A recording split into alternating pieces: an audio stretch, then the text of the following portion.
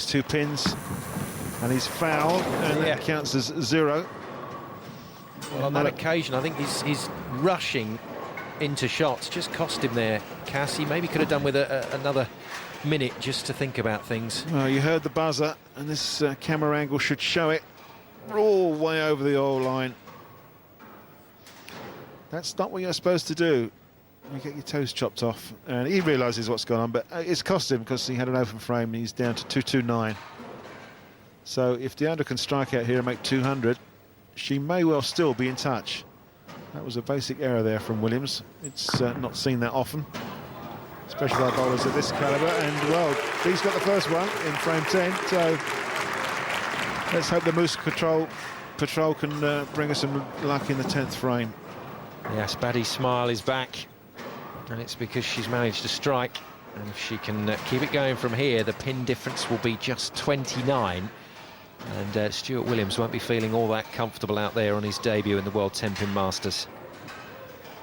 Yeah, he seemed to plant his foot and slide quite nicely, and then it seemed to go on, and it just didn't stop. It's not something that Stu does that often, I'm sure. Maybe he just had a problem with something on the approach. Who knows? We'll have to speak to him later about it, but probably slightly embarrassed about that one.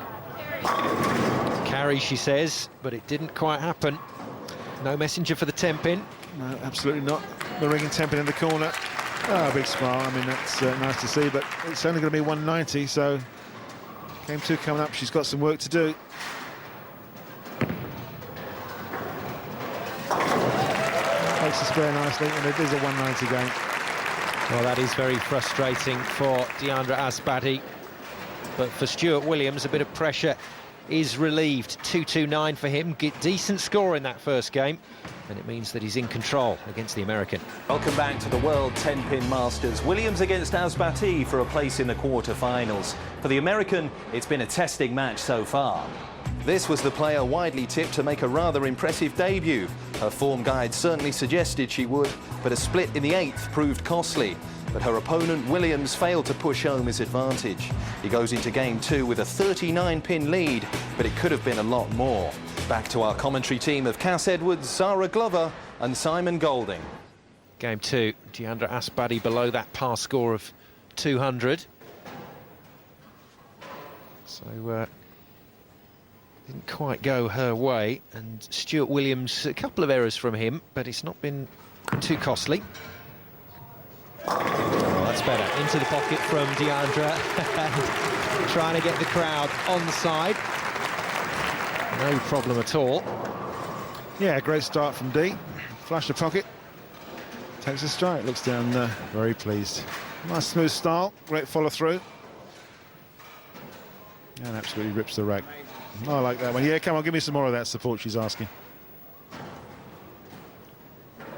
Good work from Diandra. Inducted into the Bowling Hall of Fame a couple of years ago. And talking of which, we've got another inductee who's just joined us in the commentary booth, Zara Glover of England. We'll have a little chat to her in a minute as Stu hits another strike, so a double for Williams to get this second game underway. And just a strike to open up, my apologies. Hi Zara, how's it going? Good, thank you.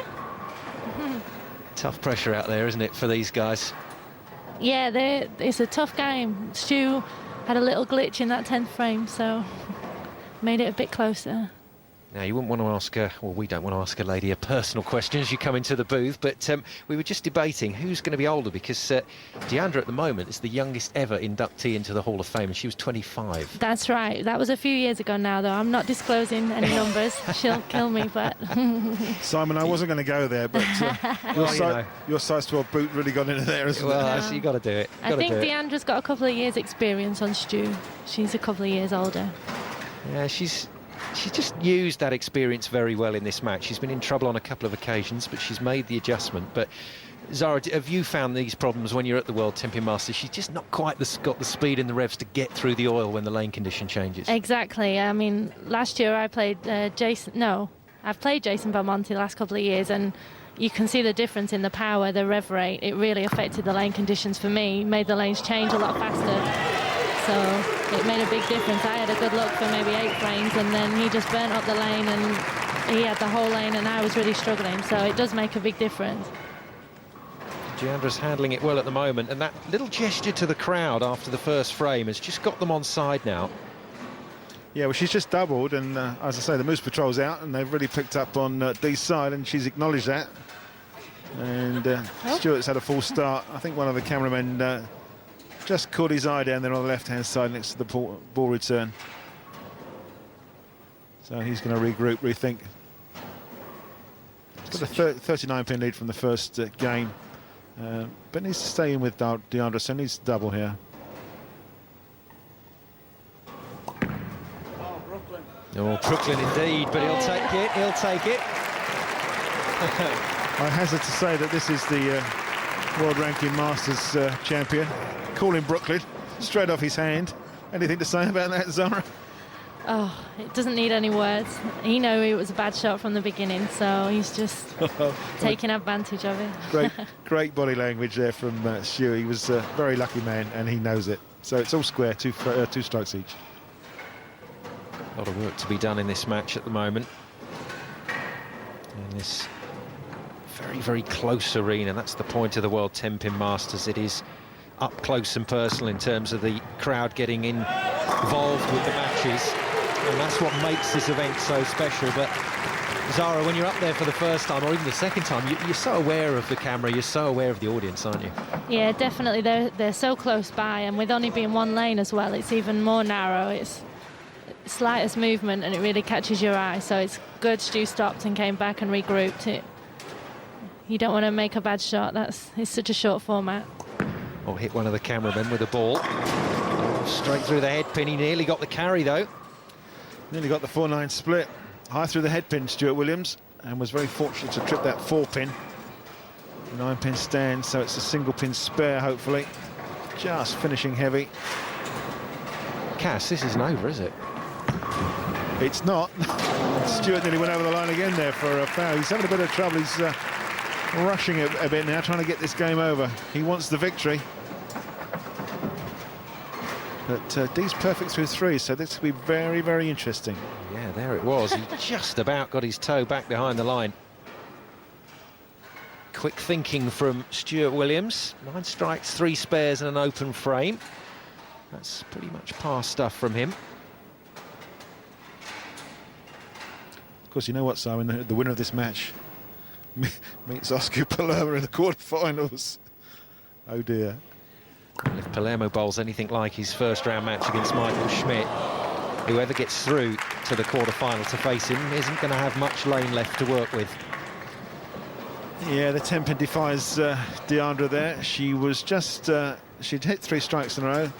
Seemed as though she'd conquered the carry problem, but not to be in frame number 4. It's been a great atmosphere, isn't it, so far, Zara? What a response from the crowd to the players. It's been brilliant. We've had a real big crowd since first thing yesterday, so it's excellent. Real good crowd here in Barnsley. They always support the event really well. So. And as soon as the players involve themselves with the crowd, they immediately respond and get on side. We had a tremendous finish to the Palermo-Schmidt match. I mean, that was over 3 or 4 frames out from the end, and I've never heard anything like it. No, it was great. They were doing some good showmanship. It's great. Real good entertainment. Massive adjustment there from Stuart, but he's got it wrong, Zara. Looks like he's having trouble with those approaches. We had a few people earlier on having problems, but he's really finding them strange. There's a little bit of rivalry going on here with Diandra and him. It's not Stu's favourite thing to bowl against women. I've experienced that in the past. He looks a little bit edgy. Well played. That's a good spare from Stuart. Quick bit of repair work there. Takes a bit of time for these lanes to bed in. I'm just wondering if Stuart's picked up some lane oil on his shoe from that last frame. When his foot went over the line, he may have dragged that back on the approach and could be suffering with it. The temperature in the building has a real effect on the approaches, and it's been quite cold here in Barnsley, so I think it's having a big effect on the friction of the surface. Yeah, it's cold all around the lane, and then when the television light goes on, lights go on, it heats it up. But